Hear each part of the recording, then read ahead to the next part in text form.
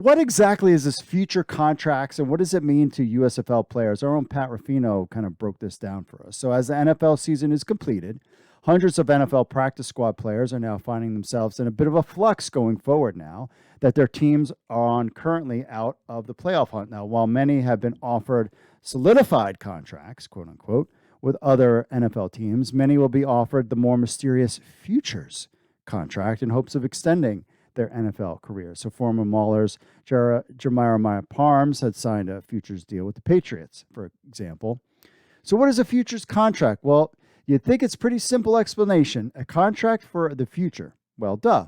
But it really means is that it allows teams to retain the rights of a specific player during the NFL offseason, essentially keeping them on the shelf until another shiny object comes along, and NFL teams would rather have another player versus the retained player they offered a contract to in January versus an available player in March. Some teams do this even while in the playoffs, while others start as soon as the season is over. The futures contract is technically the same as an active roster contract that follows the same rules regarding vet minimums, cap hits, signing bonuses, but does not come into effect until the league year, quote unquote, begins and counts against the team's 90-man camp roster. Again, here's another one. Victor Bolden and Hunter Thedford have signed future deals. Former Maulers Mitch Frabroni, long snapper who is active this season, has not, Pat pointed out. Why do teams use a futures deal and for who? So as stated, the future deal is a great way of securing fringe players while not offering an active roster contract. Players eligible for this are practice squad guys or unrestricted free agents. However, an unrestricted free agent is able to get signed by other teams, while most future contracts are worth the vet minimum. However, future contracts can exceed that based on team needs with bonuses, etc.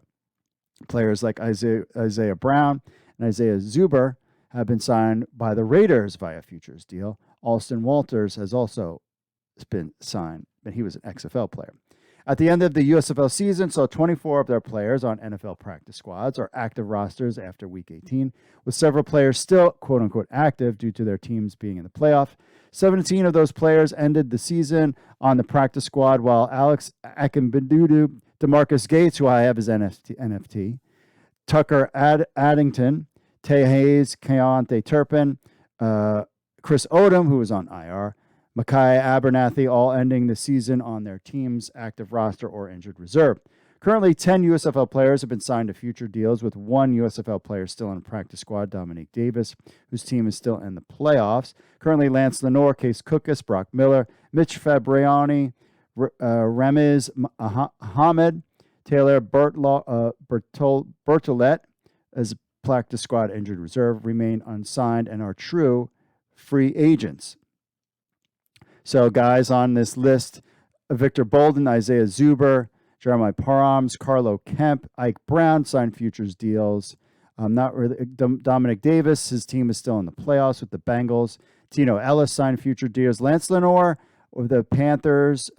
He was with the Eagles and Rams. Not sure about him. Keontae Turpin has that 3-year deal with the Cowboys. Darren Paolo, offensive lineman from the Bandits, signed a futures deal with the Lions. Alex Akinbidu from the Commanders, unrestricted free agent. Maurice Alexander, wide receiver from the Stars. He signed a futures deal with the Lions. Tay Hayes, a cornerback, as active roster, unrestricted free agent. Chris Odom, of course, is on injured reserve. DeMarcus Gates with the Bears is active roster, unrestricted free agent. TJ Carter, defensive line, he's on the Rams, signed a futures deal. Micaiah Abernathy, active roster with the Falcons. Ramirez Ahmed, a kicker on the Packers, don't know about him. Taylor Burlett, another kicker on the Chargers, don't know about him. Tucker Addington, a long snapper, unrestricted for the Cowboys. Mitch Fabroni, the Broncos, don't know about him. Hunter Thedford on the Broncos, signed a futures deal. Case Cookus and Brock Miller, unsure about those two guys with the Ram. Now, while Dominic Davis seems to be the prime candidate to return to the Bengals, as the team has already elevated him and assigned him to the active roster at one point during the season. The remaining 6 players and unrestricted free agents like Tucker Addison look for them to be signed once teams start free agent negotiations come March. Players who aren't picked up by NFL teams could return to the USFL, as if going off last season's schedule could start around the third week in March or so. We're talking about in April, but with get starting practice basically in March. So what's next for the USFL alumni who are signed to the NFL future deals? Well, time will tell. As we've seen happen over the course of the NFL waiver wire, and futures contract doesn't really mean much. Many active USFL players have been signed to future deals only to be waived prior or after the draft. That's a big thing that they need to keep an eye on. As history shows, it appears that it will be a reality for many players, not just with USFL ties, but any background. As the NFL offseason moves forward, the USFL begins. It's not out of the question to see a couple of the players come back to the league. Most recently, Rashard Davis and Derek Dillon both returned to the league after spending time with NFL teams in camps. The USFL has an extremely successful year one, not just on the field, but being utilized as an outlet for players to have a competitive venue to showcase their talent.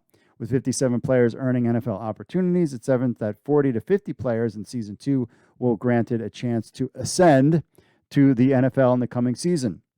As more teams continue to go through the process of future contracts, it's quite possible that not only could more USFL players be granted opportunities, but also the USFL may be able to sign NFL-level players for 2023. Overall, despite the uncertainty of future deals, the fact that multiple USFL players have been offered these deals and other players had finished the league on the active roster bodes well for the league's ability to evaluate NFL-caliber talent for future construction of their rosters. So this is something that you have to keep in mind. These guys are on teams now. We would love to see them, not only would you like them to succeed in the NFL, but heck, we would love to see them come back to the USFL because these were great players. We'll have to see what happens. There's a lot going to happen between the draft, especially I agree with him that Pat Ruffino, that a lot of these guys will probably get cut potentially when draft happens. And we'll just have to kind of keep an eye on, do they decide to go back to the NFL practice squad thing? Or do they, if they get cut, camp doesn't start for these guys for a while, they might just head back to the USFL, play another season, and then maybe get picked up again. And hey, you made that NFL money, then you get to take a little break, make some USFL money, and then go back to making some more of that NFL money. Not bad for a year's worth of work.